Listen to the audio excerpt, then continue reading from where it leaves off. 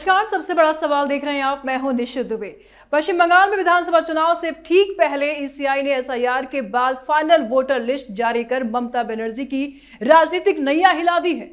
मतदाताओं की संख्या 7 करोड़ 66 लाख से घटकर 7 करोड़ 8 लाख रह गई है और 58 लाख से अधिक नाम हटा दिए गए हैं, जिससे ममता बनर्जी की चुनावी गणित बिगड़ गई है और अब सियासी घमासान तेज हो गई है। ममता बनर्जी इस लिस्ट की विरोध कर रही हैं, तो वही आयोग का दावा है कि सूची को सही और पारदर्शी बनाने के लिए यह कदम जरूरी है। सबसे बड़ा सवाल यह है कि अब क्या करेंगी ममता बनर्जी। इस पर चर्चा के लिए स्टूडियो में मौजूद हैं कैपिटल टीवी के editor in chief doctor Manish Kumar. बहुत बहुत स्वागत है सर आपका। धन्यवाद। फाइनल लिस्ट जारी हो गई है, बड़ा घमासान मचाया था ममता बनर्जी। देखिए, ममता बनर्जी तो शुरू से कह रही थी कि मेरा गर्दन कट जाएगा, लेकिन हम एसआईआर नहीं होने देंगे, किसी कीमत पे लागू नहीं होने देंगे। और बंगाल में एसआईआर शुरू नहीं हुआ था, उससे पहले से ही जब बिहार में एसआईआर की प्रक्रिया सबसे पहले शुरू हुई तो she was the first person.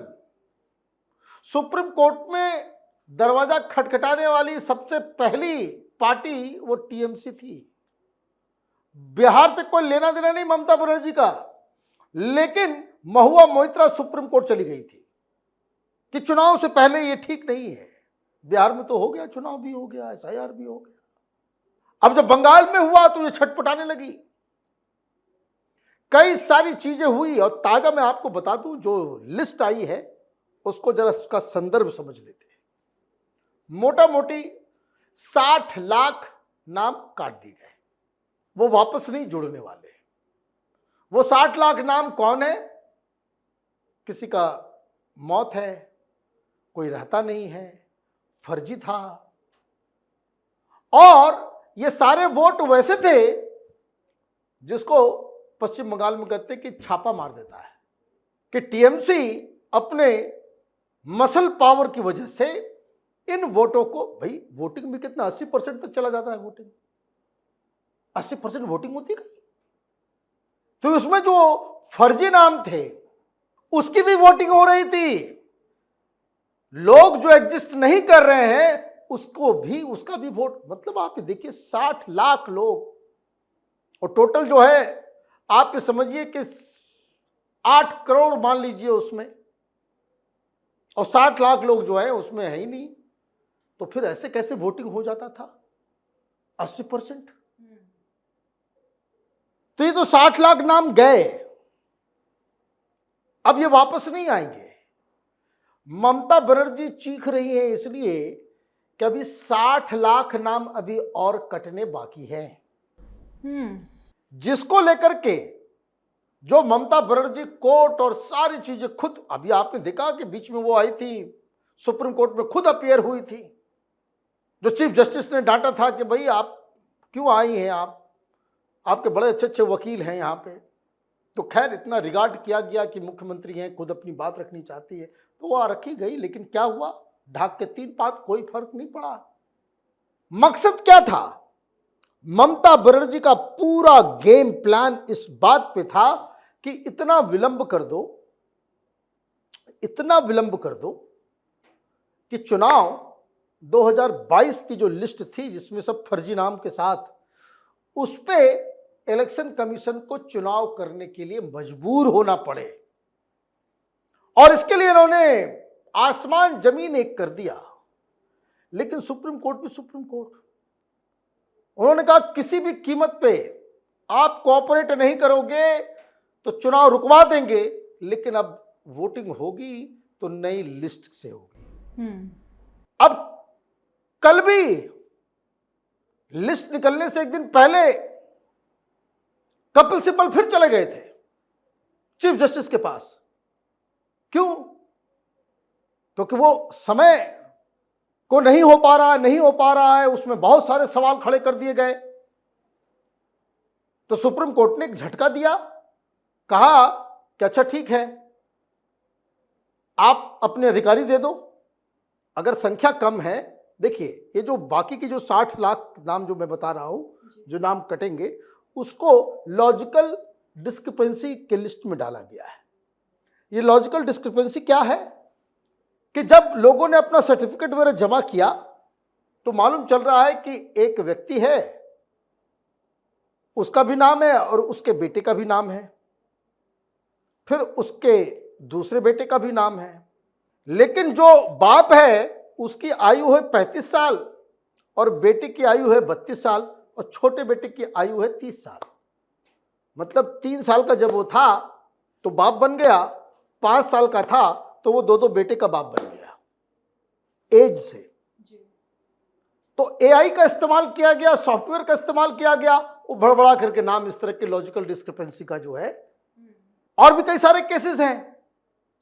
तो इसको निपटाने के लिए क्या किया जाए? इलेक्शन कमीशन ने कहा कि भाई हमने एई आरओज मांगा, मैंने जो अधिकारी जो उस सारी चीज़ों की विवेचना करेंगे, तो आपने आशा वर्कर को दे दिया, ये कर दिया, वो कर दिया, एसडीएम लेवल का दे। ममता बनर्जी ने हाथ खड़ा कर दिया, बोले कि नहीं, हम तो नहीं, मेरे पास इतने ही लोग हैं, छोटा सा राज्य हमारे पास नहीं है। पर्पस एक तो अपने लोगों को ईआरओज एंड एईआरओज, वो आपने अपने चले चपाटियों को वहां भेजा, उन लोगों ने ऑलरेडी बहुत सारी गड़बड़ियां कर रखी थी, तो आपने हाथ खड़े कर दिए, क्यों लेट हो जाए, कि ताकि फिर पुराने वाले लिस्ट से चुनाव हो। तो सुप्रीम कोर्ट ने कहा कि भाई 8,000 लोगों के नाम दीजिए, नहीं दी, बोले इतना है ही नहीं। तो सुप्रीम कोर्ट ने कहा कि अच्छा ठीक है, आपके पास अधिकारी नहीं है, तो उन्होंने हाई कोर्ट के जज को कहा, हाई कोर्ट के चीफ जस्टिस को कहा जजेस भेजो। अब जब जजेस भेजने की बात हुई तो वो मामला और फंस गया, उसमें और भी केसेस अभी आ रहे हैं मामला। हाई कोर्ट के जज ने कहा कि जिन जजों का नाम हम दे रहे हैं, उस जज जो है डरे हुए हैं। ममता बनर्जी के रिजीम में वहां के जजेस भी डरे हुए हैं कि वहां जाकर के हम सही सही काम करेंगे तो हमारी भी पिटाई हो जाएगी, तो सुरक्षा का व्यवस्था किया गया। लेकिन एक बात वहां कही गई कि ये जो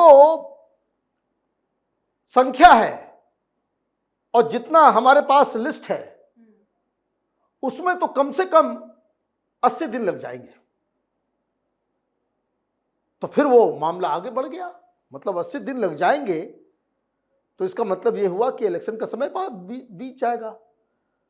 तो फिर ये सुप्रीम कोर्ट में मामला आया, तो सुप्रीम कोर्ट ने कहा अच्छा ठीक है, और आदमी बढ़ा देते हैं, उड़ीसा से जजेस को बुला लो, झारखंड से जजेस को बुला लो। अब लोग आ गए, संख्या हो गई, सब कुछ हो गया, तो सर्कुलर निकला, जो मैंने इतना बैकग्राउंड इसलिए दिया कि ठीक एक दिन पहले किस तरह की डांट पड़ी है कपिल सिब्बल को। अब वो जो है, कपिल सिब्बल गए कि देखिए इलेक्शन कमीशन ये कर रहा है कि डोमिसाइल सर्टिफिकेट नहीं ले रहा, वो एक जजेस के लिए जो है एक ट्रेनिंग कैंप लगाया गया है और ये हुआ है वो, जज साहब ने डांट के भगाया, बोले यार हर चीज़ में आप जो है ऑब्जेक्शंस खराब मत किया करो, वो जुडिशियल ऑफिसर्स हैं, दे नो देयर जॉब, और इतना विश्वास रखो। ये आखिर तक कि किसी तरीके से इसको एक्सटेंड किया जाए, लेकिन अंततोगत्वा हुआ क्या, जो शुरू से मैं कहता आ रहा हूं, right from the first day जब ये लोग सुप्रीम कोर्ट गए थे, कि इलेक्शन कमीशन एक संवैधानिक संस्था है, इसका काम कोई दूसरा नहीं कर सकता, not even parliament, not even supreme court.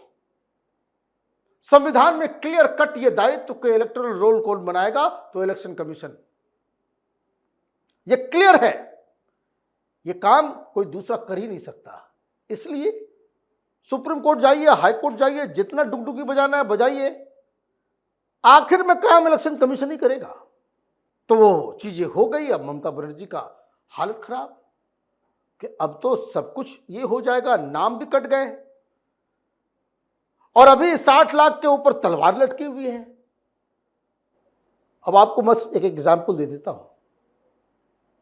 Mamata Banerjee के अपनी कॉन्स्टिट्यूएंसी में 47,000 वोटर का नाम कट गया है, फर्जी था। आप समझ रहे हैं, 47,000 वोटर फर्जी वोटर्स, कुछ लगभग उतने ही वोट से जीती हैं वो। मतलब अपने घर भवानीपुर के अंदर अपनी कॉन्स्टिट्यूएंसी में ममता बनर्जी फंस जाएंगे। अभी तो 47,000 कट गया, और अभी बाकी जो है उसको जो लॉजिकल डिस्क्रिपेंसी में, उसमें 2-4 हजार और नाम अगर कट गए, तब तो ममता बनर्जी को यह सोचना पड़ जाएगा कि वो उनकी सीट सुरक्षित है या नहीं है। इसी तरीके से सारे जगह पे हाहाकार मच रहा है। जो लोग बंगाल को नहीं जानते, नहीं समझते, फर्जी वोटर्स हैं, वोटिंग में फर्जीवाड़ा हो रहा है, फेक छपाई हो रही है, तो वहां सरकार में बैठी पार्टी, सरकार से मिले हुए ब्यूरोक्रेट, सरकारी तंत्र और वहां की पुलिस, पार्टी, पुलिस और प्रशासन, ये तीनों मिलके वो इंश्योर करता है कि जो फर्जी फेक वोटर्स हैं, जो नॉन एग्जिस्टेंट वोटर का, घोस्ट वोटर्स का, उसका वोट पड़ जाए और वो टीएमसी को जाकर के मिले। इसी का नाम है जो ममता बनर्जी ने पिछली बार कहा था, खेला खेला होबे। तो ये खेला इसी चीज के लेकर के खेला होता था।